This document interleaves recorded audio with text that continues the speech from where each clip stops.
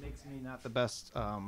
Well, it makes for an interesting um, movie reviewer because I for some reason I have a very bad memory. I remember my feeling about a movie, but I don't remember the specifics of it or why. But first of all, I don't really like. Is it Giamatti? Paul Giamatti. Paul yeah. Giamatti. He's annoying. Almost everything he's ever been in, I don't like. Sure. I guess he was in Crumb, right? Was he the main character in Crumb? No. No? Crumb is a documentary. Oh, right. What was the one that? Okay.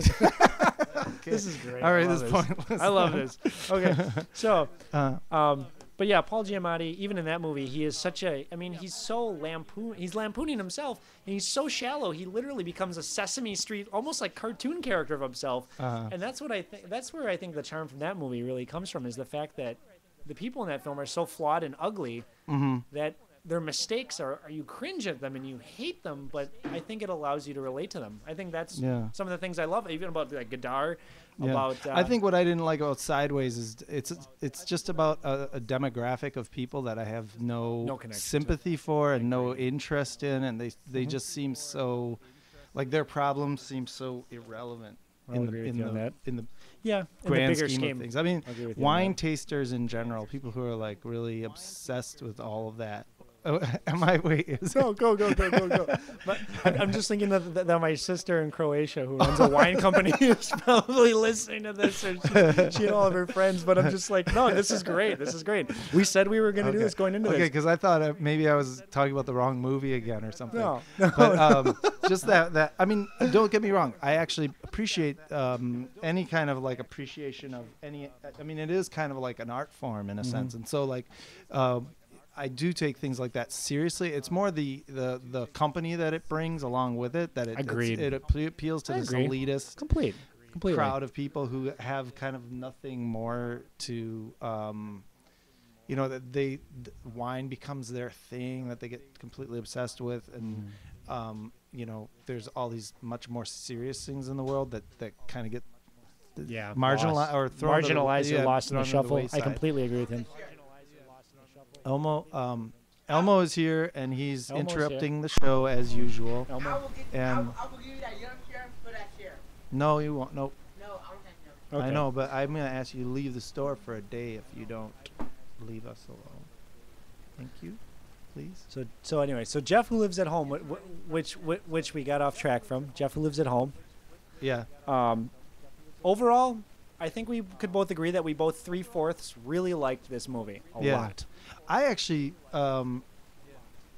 like the cinematography in some ways. I mean, that's what kind of today resonates the day after, is that I liked a lot of the shots or the locations that they chose. That to me was some of the stuff that I feel is just kind of they took a few little risks with, and it made me feel sort of excited to see just some of the stuff that they were putting in the mise en scène. For example, like a Agreed. car. The you'd have a composition car- was You'd have amazing. a car in a driveway. Yeah. Normally in a movie, the director is gonna make sure that car looks perfect, But they would have a car that has a bent license plate, or where there's like a cigarette containers on the ground and things like that. Natural that just lighting look very on location. natural to me. And then the off the cuff, lighting, natural on locations, right? which I respect a lot. I mean, I really get the feeling that these guys really understand the new waves of all these countries' new waves. I feel like they've really studied, and they're creating their own cinema. I really feel that that's really important to these filmmakers. I'm so sorry that I cannot remember their names, but they're a pair of directors, and they're brothers. They write and direct together, and they really are slowly, little by little, crafting their own movies. I think in about 10 years, these guys might be taken seriously as the new Woody Allens, as the new voice of comedy and of realistic, potent, humanistic filmmaking, which is kind of where I feel Woody Allen really shines. I don't like his early comedic, jokey stuff. I think it's really silly. I think it's really it's so much lesser than his really profound observations that he made in the 80s with a lot of dark movies that a lot of people didn't really like because they made people uncomfortable, and they showed them pictures of themselves. Movies like Another Woman, Crimes and Misdemeanors, Alice, Alice especially more than any that I can remember. Many movies that he made in the 80s that did not tell people what they wanted to hear. So yeah, I think that's our that's It's the Duplass brothers. the Duplass. Yeah, Duplass. LASS. Jay Duplass and Mark Duplass. I know that Jay was involved in something else on his own without his brother, and I cannot remember I can't remember if it was a music project or if he was just writing something on his own. I'm cheating and looking at IMDb. He's looking at the computer. He's And, cheating, which I actually admire And quite a bit. Because he did The Puffy Chair, Baghead. Yep, Baghead. That's it. Baghead and Puffy Chair. That's right. They directed those together. I believe that those are their first two films that they made before they made Cyrus, which are lesser known, lesser seen, and I wouldn't say even nearly as good as either of those two movies, Right. but worth watching if you really enjoyed either of those movies. So, let me think. So anyway, I think that's I definitely would recommend going to that one. Absolutely, but, while it's still in the theater. Jeff who lives at home, but I would say the day after watching it, it's kind of just fallen into the category of just another Studio independent. sort of a film that's kind of typical of our times, Mm-hmm. and I don't think it's not like a landmark movie in any way, but there's some. It's more. It just kind of shows the way movies are going. It gave a sense of Quirky, how, funny, and humanistic, I would say. yeah, and the camera work in it was. It almost seemed as though they were either trying to appear as though they were using a DSLR type of camera Yes, or yeah, something. yeah, yeah. But they were doing these kinds of zooms that were more characteristic News of and, like documentaries. Yeah. yeah, or almost more like television or of TV. That we talked about that last night. yeah, or else just of a DSLR, like of a photo camera, like these really quick little Yeah, jerky jerky zooms. zooms, which I'm glad went away after the beginning. To be honest. Yeah, and those are the kinds of things that I notice as a filmmaker more. Is I notice sort of the mechanics of the film, and I get less immersed in narrative than most people. I think. Well, and we talked about the film grain too. The film grain looked intentionally like there was less resolution. It was like a lower grain, and it seemed a little bit shoddy, a little bit maybe underexposed. See, now I would disagree with all those things. Okay. I didn't see that. I didn't think it was grainy or underexposed, but it looked like kind of like home photos a little Okay, bit like. yeah. And I guess that's what I mean. yeah, That's the what color I mean. the color was like A little had off. A little, home photo. That's Yeah. that's a really great observation. Seeing as that photos in the film actually almost play as a character, in as cues and as narrative devices in the movie. There's things that you see that are unexplained and unspoken, that are momentary. But if you miss them, there are cues later that are important to the narrative and important to the character development, which come up later, which are explained by the photographs for brief seconds. That was huge. That's a great device by great filmmakers. right. Even though the last third of this movie really the last fifth of this movie really fell apart for me, and I was completely rolling my eyes unintentionally, I loved this movie.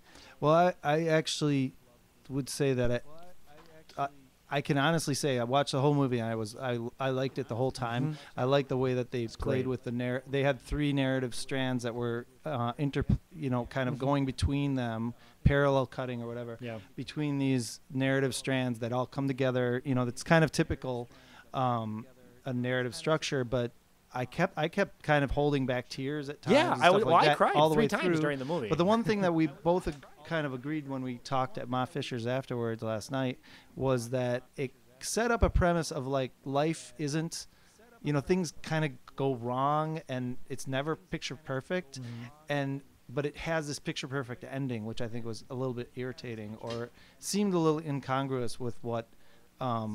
What I felt like the original premise The original was, which message was of the film. What I liked about it was that, serendipity.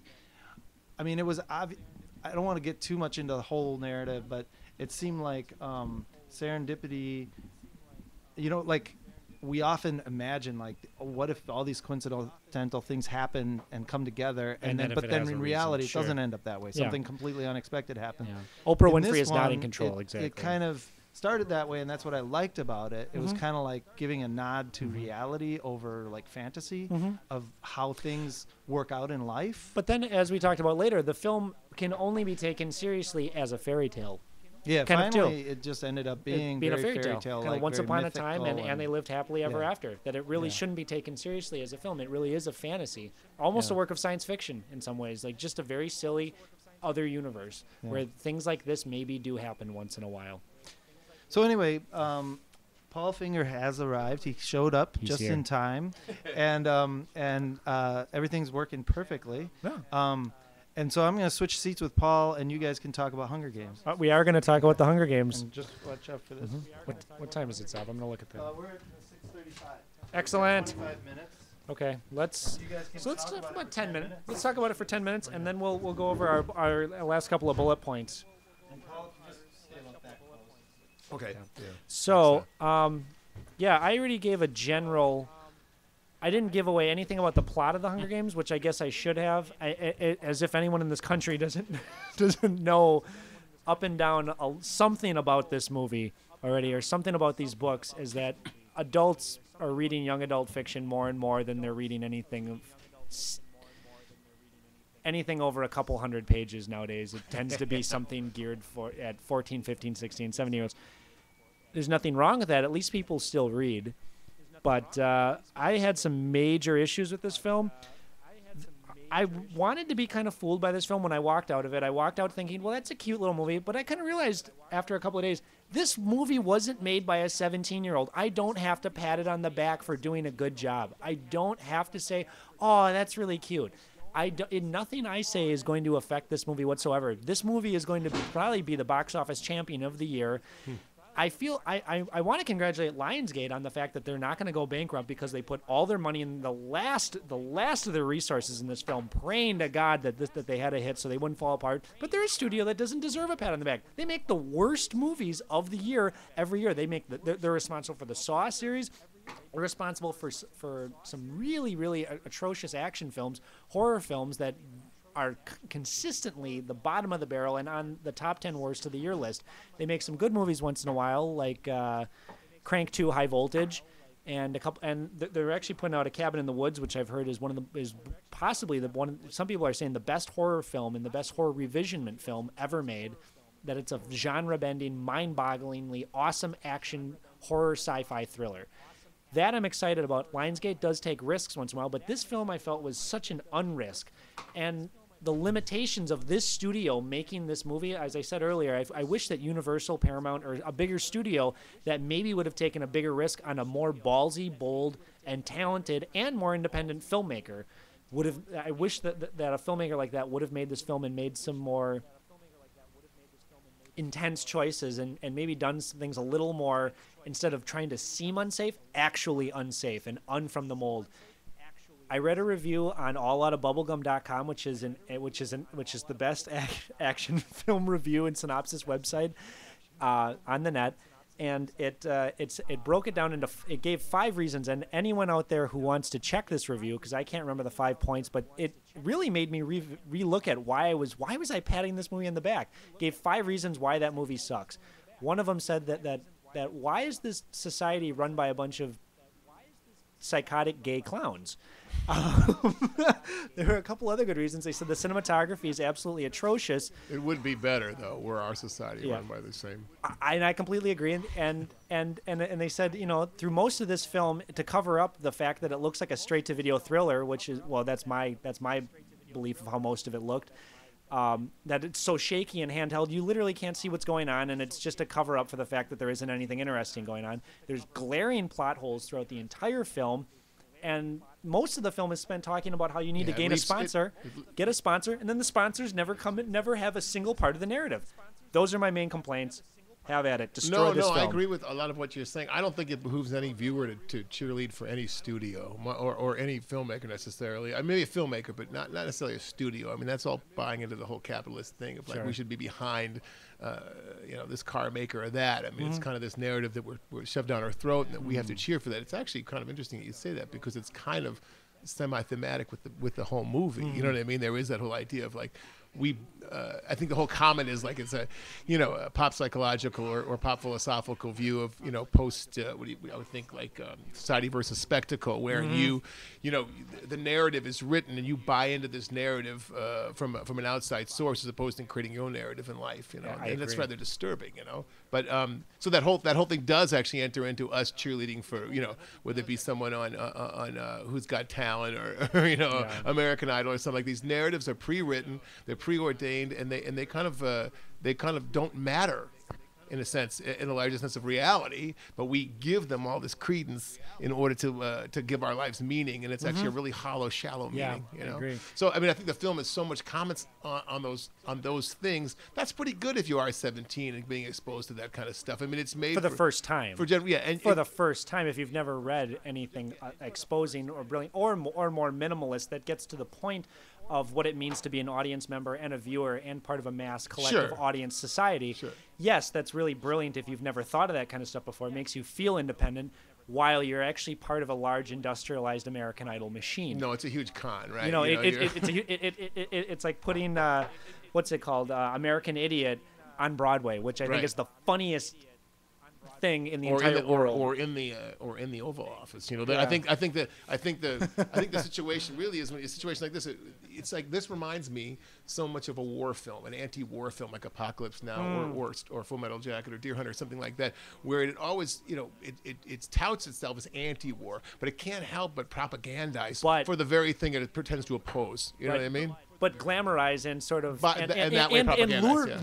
lure viewers in by the very thing it's trying to show as repugnant or repulsive. Right. I mean, it's appealing to your puerile senses. That's why you went to the movies to watch kids kill each other and shoot each other. Where I work, actually, we play the first half of full. Sometimes on days when I don't drink anymore, but when I used to be a drinker years ago, and if there was a Friday or Saturday where we were particularly hungover and we really needed to get stuff done, we would put Arlie Ermy screaming, and in the kitchen we'd plug it into the whole audio, we'd plug it into the stereo, and so we would just have him and we'd put on repeat, so we'd have Arlie Ermy screaming at us, and we'd laugh and joke about it to get stuff done.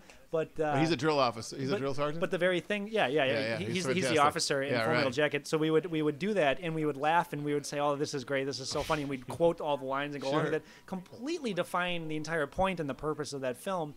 But yeah, like you said, the great anti-war films sort of play against what they're trying to state and what their ultimate message is. But this film, I don't think, even plays against its very message. It just can't decide what it is. In fact, it can't decide if it's a piece of entertainment or if it's a piece of protest art. Right. And the fact that it's a victim of its industry, really. In the end, like you said earlier, I mean, you don't have a lot of people making choices. You have to appeal to this mass audience, and your whole thing is, I think it's really interesting though. These are the same story. Like these aren't reinventing the wheel in any capacity, right? I mean, we're actually watching the same thing over and over again. This reminded me of it had a lot of nods to A Boy and His Dog. It had a lot of nods to I'm thinking like visually the Cremaster Cycle and things like that. Things you've seen and pushed up. And the hair was straight out of a Matthew Barney film. I actually thought the same thing. I said it's John.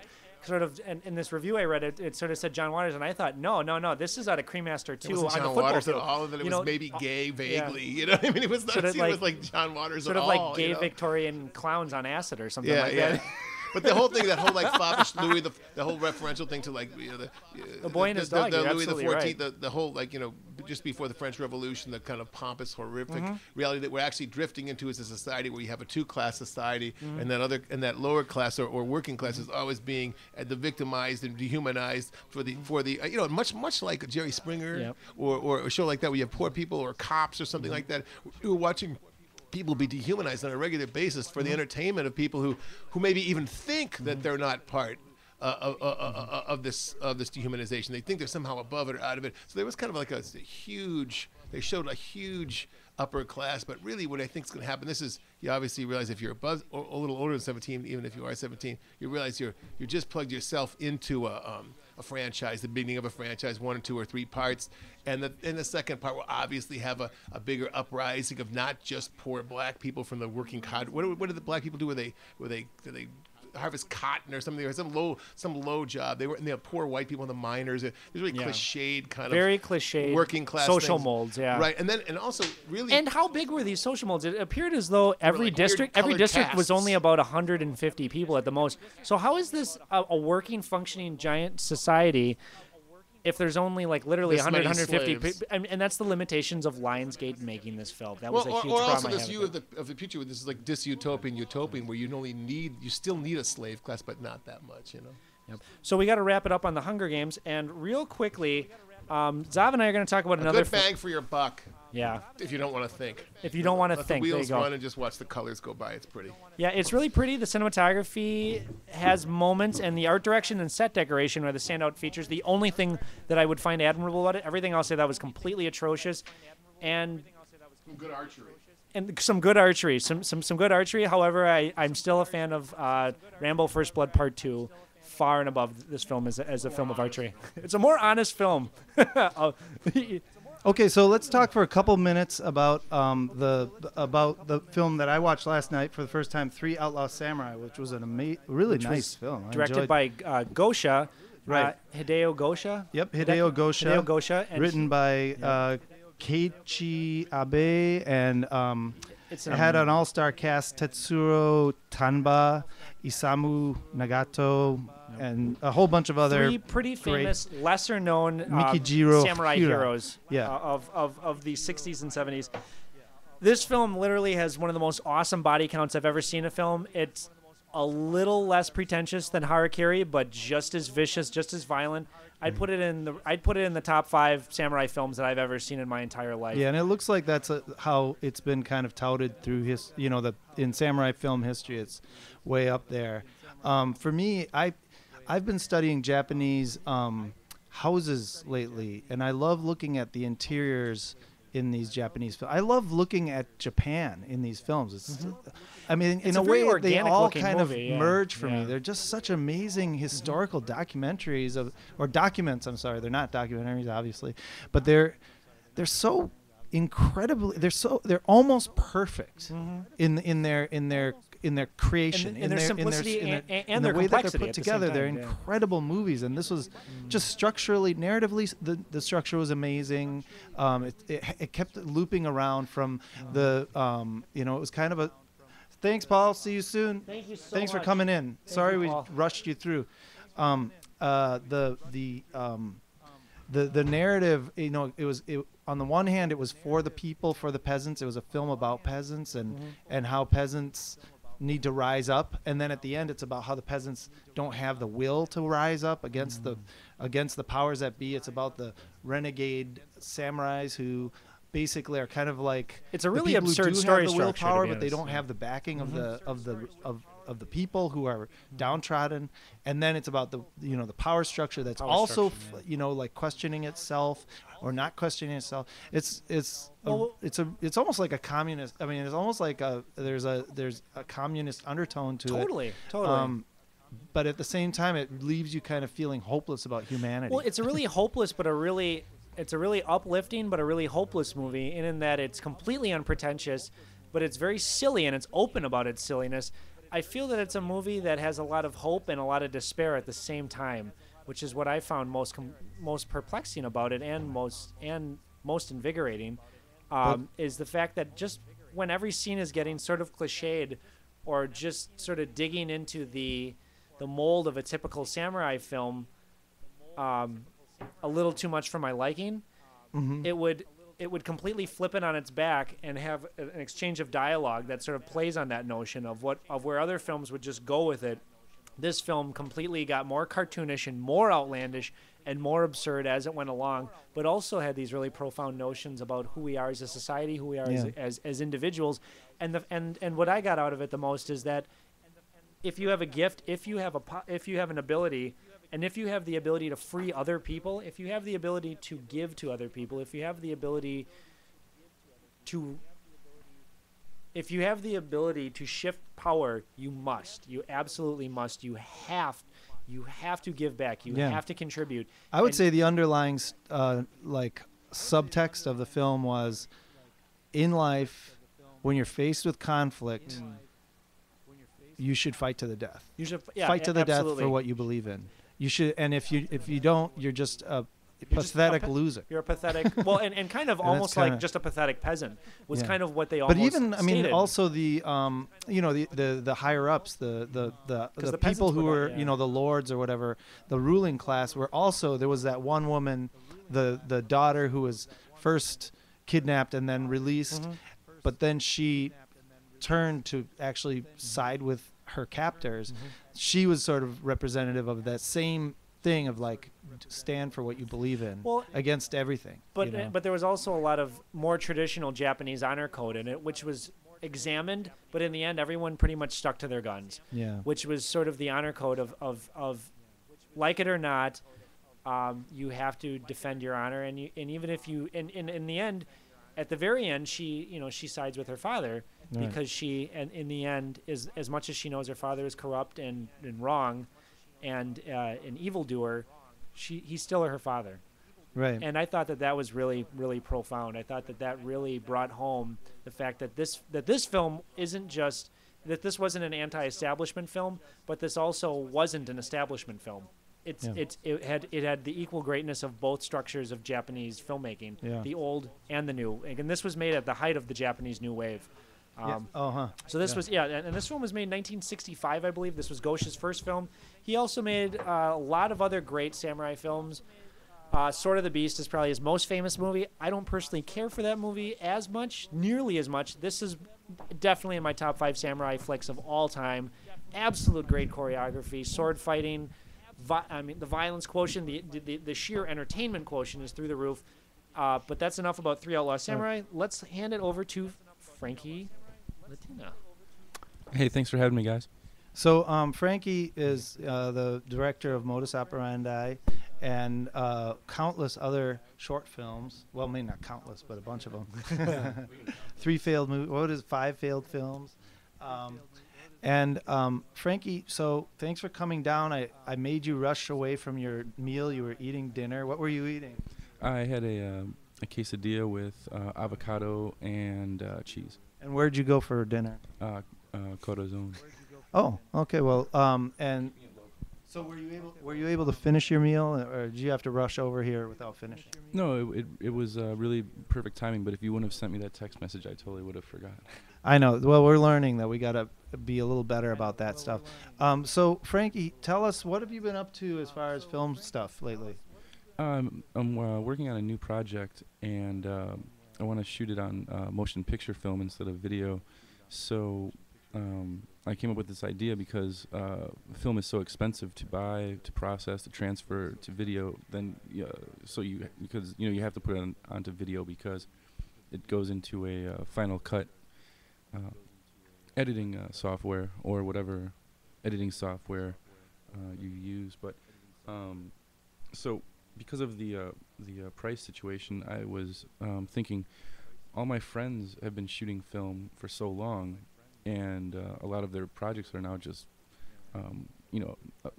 abandoned, so to say, and but they still have all the footage. So I was thinking if I revisit all my friends' films, maybe they could lend for a cinematographer credit little chunks of their film, and I can reassemble them for this new film, and no one would be none the wiser. And I'm sorry. So who are some of the filmmakers whose work you're dipping into? There's a gentleman, Jonah Whipp, Randy Russell, Tate Bunker, Antonio Vargas. He's a up-and-coming cinematographer at UWM. Some of the Randy Russell footage is just breathtaking. It's a Kodachrome shot in Ohio, in the city streets of Sandusky, Ohio, in 1985, and some of the most breathtaking color film you'll ever see in your entire life. And as a filmmaker, or just talk a little bit about why you're doing filmmaking this way, and how what's your philosophy? My main philosophy with film is that there's two types of filmmakers. There's people who talk about making films, and there's people who make films. So basically, if you want to see your fantasy turn into a reality, you have to, you just have to. It's like climbing a stupid cliche. It's like climbing a mountain. You just have to, just one foot after the next. If you need to take a break, then you need to make a camp on the mountain and rest a few days or a night or whatever, and then you keep going. But it's really relentless, and filmmaking is really for the elite. It's like yachting. These rich people, they make films as if it's like they go out on their yacht, or they go and play polo or whatever they do. It's like I make a film, I have a rowboat and a dog. No no horse and no yacht. So. And have you? Who are some of your inspirations as film inspirations? Just like some big ones. Wong Kar-wai. He's I guess Wong Kar-wai and Jean-Pierre Melville are my two number one influences, and then Helmut Newton, who isn't a filmmaker, but I get a lot of my inspiration from Helmut Newton photos. So and then there's a lot of people that I first when I was, I don't know, 17 or 18, just seeing like American Job, a movie that never was released. It's like I saw American Job and I was like, wow, I really need to make movies. And this other film, a film by Zav and his brother and Brent and Peter, called The Foreigners. It was like all in like 1 year's time. I saw like American Job, The Foreigners, and then I started watching Twin Peaks a lot. Like I would stay up for like a few days straight and watch like an entire season, like back to back to back. So there's a lot of places that it's like just walking down the street, you get inspired by old buildings with signs that never got taken down from 20 years ago, that some business, some whatever, like there's a sign on was it like Lisbon or something, where, do you know that Magic Kiss sign? Do you know what I'm talking about? That sign is like, I've never seen that sign in a film before. Right. And what is that, Lisbon? Yeah, it's on Lisbon. It's the most, it's like got to be the most it's better than the liquor, what's the liquor one that they tore down on National Liquor Bar? Yeah. I mean, the Magic Kiss sign is better than that one. And okay, so talking about that, what keeps you in Milwaukee? I mean, why haven't you moved to LA or New York to do filmmaking? Why are you staying in Milwaukee?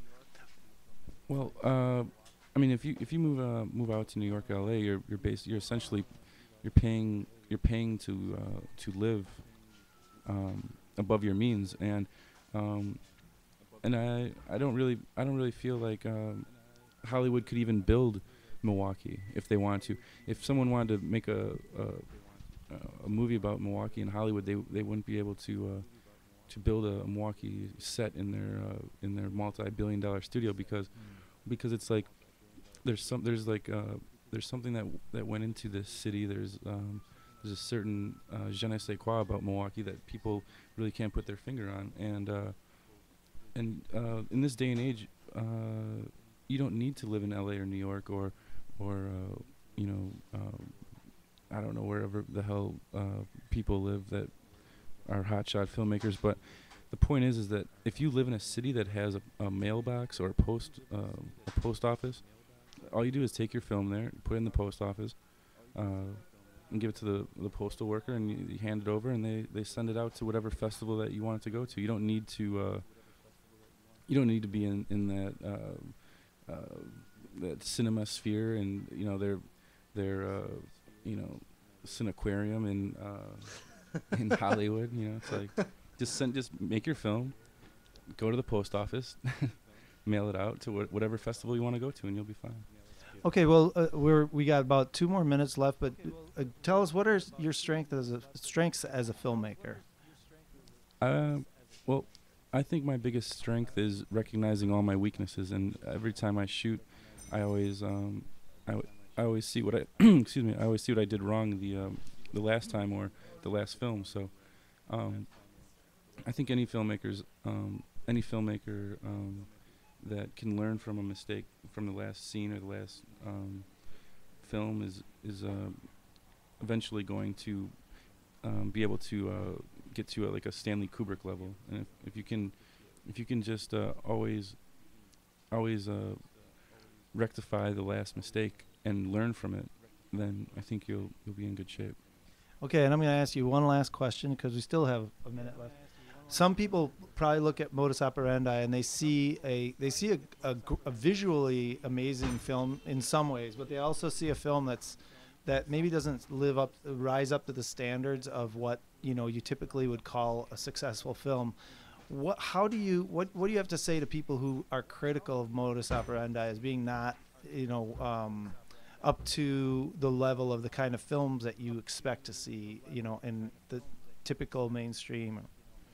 Yeah, no, it's interesting. It's an interesting question. It's like I guess the only thing that I can compare it to is like Harmony Korine or something like that, where he gets to make movies and he gets to put them in major theaters and things like that, and people go there.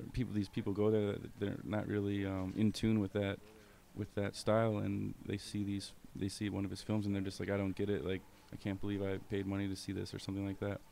But I guess what it comes down to is that people maybe people are tired of glossy films, and they want to it's refreshing to actually see like a film like Pink Flamingos or Female Trouble or a Harmony Korine film or Modus Operandi, where you're watching the film and you actually know that someone was making the film. Like, you can see like, oh, there's like a boom pole, or there's a mistake but they just went with it, or whatever the case might be. But you go to the mall and watch a film, and you don't even realize that you're watching a film. You think these people are actually jumping off buildings, and you think these people are actually flipping over their car 5 times and then getting out and walking away, and then whatever. So it's like you watch Modus Operandi and you realize like, oh, these people were actually making a film, and they didn't have the money or the access that a major motion picture has, but they did the best they could with what they had, and I think that's refreshing. And if it's not for everyone, if people don't like it, then they can rent Die Hard 10. Okay, well, thanks, Frankie, for coming in. And Gabe, I think we're going to wrap it up now. Sure. It's 7 o'clock already, but Yep, that's yep, okay. John Terry, I believe, is up next. He's going to be doing a radio show. What is your show about, John? Okay, cool. And are you going to need time to set up and stuff? If you could just give me the very quick rundown. All I need to know is how to play the music. Yep. How to set up. That is our Okay. show. But get me set up. Okay. Ready to go. So you'll probably start in about 10-15 minutes, and so everything's a little on delay, but it's no big deal because we're not filled. Yeah, or you can go as long. Yeah, and everything's kind of a test run at this point. Absolutely. But I feel like we might as well wrap things up properly because we're Sure. not under extreme time constraints. So Gabe, maybe give us a last, your last thoughts on our show here tonight. And Okay, well, we talked about Jeff Who Lives at Home, and we both liked it. We both decided that though there were flaws, we both really, really liked it, and we highly recommend it. The Hunger Games, I did not like, and we talked about that with Peter Finger? Paul Finger. Paul Finger, and we both greatly disliked that movie and tore it apart for trying to be a work of art, of independence, of social anti-conformity, while it is a work of complete and utter social populist conformity. Let me think. We talked about movies that came out last weekend. Mirror, Mirror, The Wrath of the Titans. Opening this week again is Damsels in Distress, The Hunter, ATM, American Reunion, Titanic in 3D, and We Have a Pope. And I believe that is pretty much our show. Next week, there are a couple of random ideas. We're not exactly sure who's going to come on the show next week. We'll figure it out. But a couple of themes that we will be talking about is the rating system, the star system, the grading system that critics and other published reviewers, online reviewers, and the system of how do you come to a beginning and an end, and what is your final mark on a review, and do you need a final mark? Yeah. Is it how important is this? Who is it for? Is it for you or is it for the critic? Right. And I almost feel like, well, we can talk about it We more. can talk but about it next I week. feel like we could talk about how this show is structured a little bit too, and sure, try sure. to Sure, refashion it in such a way. I think that what we're after as filmmakers, or as a radio show about film, is to try to get as close to the kinds of conversations we have Yeah, in the absolutely. video store when we video store. talk, Well, and to that's- try to get that across to the audience in as true a form as possible, and not be Siskel and Ebert Not be about it Siskel as and Ebert, much, exactly. but be more like real people talking about, like at a cocktail party, about movies. Movies. And the Milwaukee film scene. Yeah. And that's where the idea for this show came from. Was I was actually in the store. For years I've been coming into the store, and Zav and I have been having ever longer and longer and longer conversations about movies, about everything, but mainly about film and cinema and movies, right at the counter. And Zav the other week just said, "Hey, do you have a radio show yet?" And one thing led to another, and we realized we need to do this. We need a radio show, and there needs to be a radio show about Milwaukee film, Milwaukee filmmakers, and people that are passionate about films in Milwaukee, because there are a lot of them. There And are that- yeah. an amazing amount of people that are passionate about popular movies, underground movies, unseen movies, everything. And also maybe like, I mean, I'm just thinking of this now, but in a way if you think of like Siskel and Ebert as being the extreme mainstream version of movie criticism or movie review, we would be on the exact opposite. exact We're in a opposite, sense, right. we're like the independent filmmakers of a movie review, or the independent movie reviewers. The independent movie reviewers. Maybe Yeah. that could And be the name of our yeah, show. Independent of that kind of like need to sell products, or the need to keep people entertained the whole time, Mm-hmm. or the need to tell people, oh, this movie, you should go to the theater and watch it. It's more about like just how we feel. Just how we feel and Yeah. how we talk. and not being too concerned about and I'm anything sure else. that, and we even talked about this, that there are going to be times where we say things, and I'm sure later we'll regret that. But Yeah. but that is part of the consequence of saying what you mean and Right. how you feel and being honest about it. And Zav and I's mission on this show is to be completely honest and to say things that hopefully we will probably regret saying, but it will always be the truth. That's And then the other thing is, hopefully it'll be truth. That's most important. And then also we want to mix mainstream and avant-garde Mm-hmm. cinema. So we always talk about the real big blockbusters, but then we go into an avant-garde type of film, and then we try to talk to local people who are deeply immersed in the film world. So those are all the things that we want to try to accomplish. That's like our goals. So the actual structure of the show will be the first 15 minutes. I'll come on and I'll talk about movie news, box office, what's happened and what is happening, what movies are coming out, what has been released in the last week, and then we'll go over those two movies that we've seen. We'll discuss a movie that we've seen in the theater and probably a Criterion or an Eclipse release that we've seen on video. One, like we said, one really popular, fresh, and probably number one, number two, number three at the box office, Right. and something that is very fringe and very small and lesser known. We want to have a guest on every week that talks for at least 15 minutes, and then we also want to talk about whatever Zav and I like to talk about, some Right. stuff that comes up in our conversations that we have. So anyway, thanks for tuning in. If the 4 current viewers, and we'll Hopefully, we'll, people we'll will be back archive and next look. week. And yeah, we'll be in the archive but this has been fun for me, It's been and great hopefully for me, too. you guys or anyone who's watching it got something out of it. And we'll see Big you ups next to all week. my homies at Roots Restaurant. Thank you very much. We'll see you next week. Okay, cool.